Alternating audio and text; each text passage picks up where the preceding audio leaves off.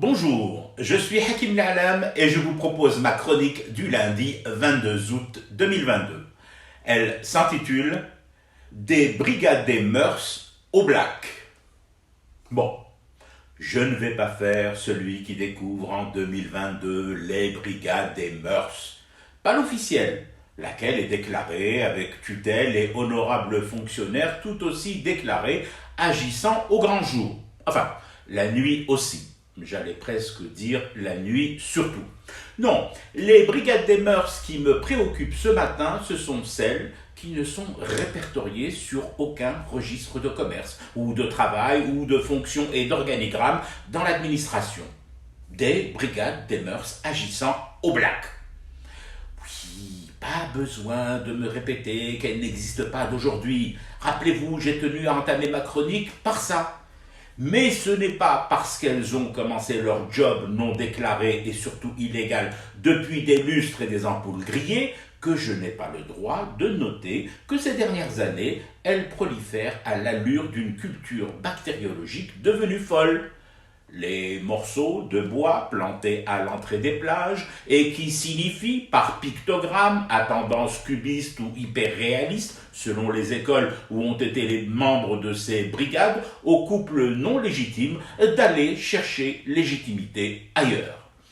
On a d'autres pictogrammes. Décidément, les brigadistes aiment l'art pictural, notamment le figuratif, sur lesquels est décrit avec force détail et laque visqueuse la bonne manière de se comporter dans une salle de restaurant, ainsi que la mauvaise, étant entendu que cette dernière est toujours barrée d'une croix rouge ou noire bien grasse, bien crasse, presque aussi crasse que le cerveau dérangé de l'auteur de cette toile.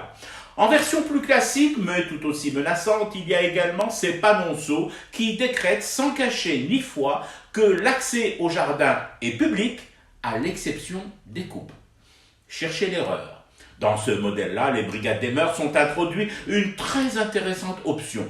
Enduire les rares bancs du jardin avec de l'huile de vidange ou de la graisse. Je dis très intéressante, bien évidemment dans la perspective éventuelle, voire ardemment espérée, de futurs séminaires de psychiatrie appliquée sur la psychologie des jardins des aides.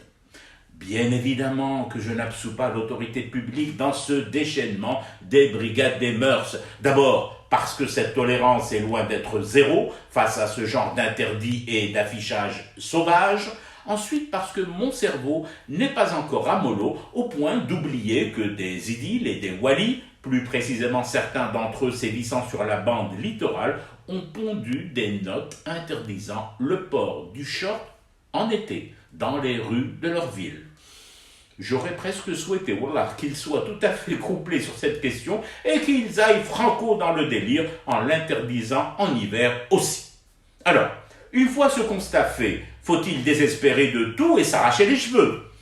Je dois bien l'admettre, m'arracher les cheveux serait d'un moindre mal pour moi. Alors, désespérer? Ouais, mais non finalement. Disons qu'il y a tout de même quelques motifs d'espoir. La statue de Ain Fouara a toujours ses seins à l'air libre.